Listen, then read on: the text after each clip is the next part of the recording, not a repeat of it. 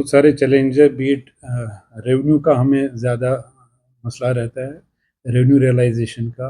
साथ में बिजली फराहम करना फीडर्स पे टाइमली, वो भी एक चैलेंज रहता है।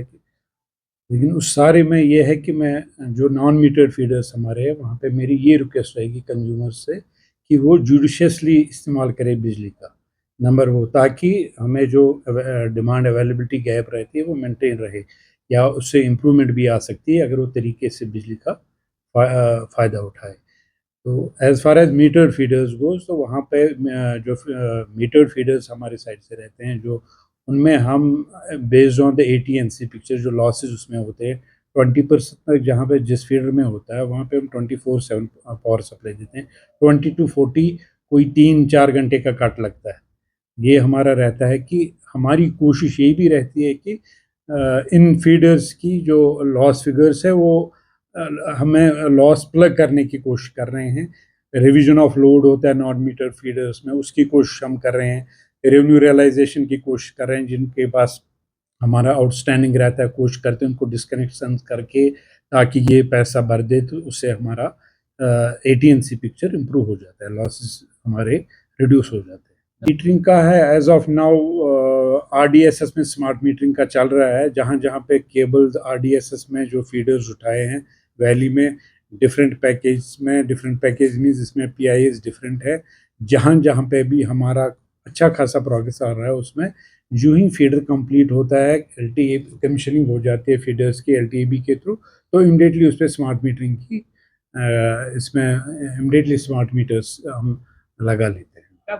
बिल्कुल हम कोशिश कर रहे हैं वो टाइमली टारगेट अचीव हो जाए, वो बड़ा इम्पॉर्टेंट है। जो हमारा जो ये लॉस रिडक्शन वर्क्स हैं, इनमें टाइमली टारगेट जो टाइम दिया गया है हम कोशिश करें उसी टाइम में ये कंप्लीट हो जाए।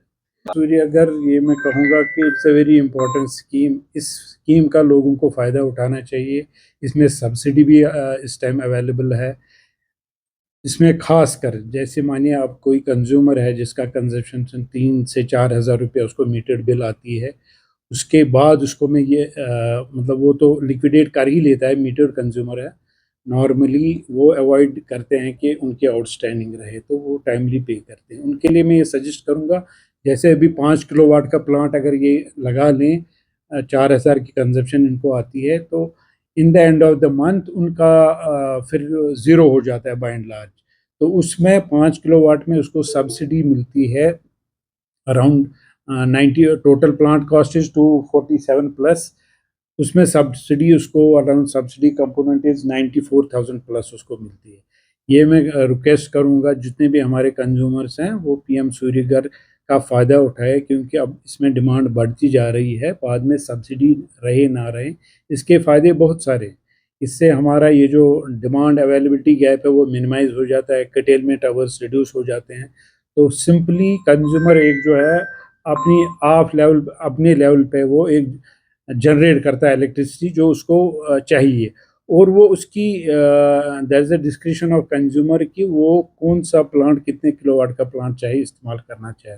लेकिन बाय एंड लार्ज देखा गया है जितनी उसकी बिलिंग होती है, बेस्ट वही है कि वो उस हिसाब से अपना प्लांट का सिलेक्शन। अपार्टमेंट्स के अटेम्प्ट्स रहते हैं, उनके नोटिस हम उनके खिलाफ निकालते हैं, प्लस उनको मोटिवेट भी करते हैं टू लिक्विडेट देयर ड्यूज। ऐसा ना हो तो कहीं पे डिस्कनेक्शंस भी होते हैं ताकि ये रिकवरी हो जाए उनसे। और वो मैं एक बार और उनसे रिक्वेस्ट करूँगा कि अगर ऐसे जो जितने भी कंज्यूमर्स हैं तो चाहिए कि अपने जो उनके ड्यूज़ हैं वो आउटस्टैंडिंग उनके अगेंस्ट है, तो वो उनको क्लियर करना चाहिए। एमएसटी मार्च 2025 तक वैलिड थी, उसके बाद अभी रिवैलिड नए से लॉन्च नहीं हुए। वंस इट इज़ लॉन्च, जो भी उसमें आ जाएंगे उसके दायरे में, तो उनका हम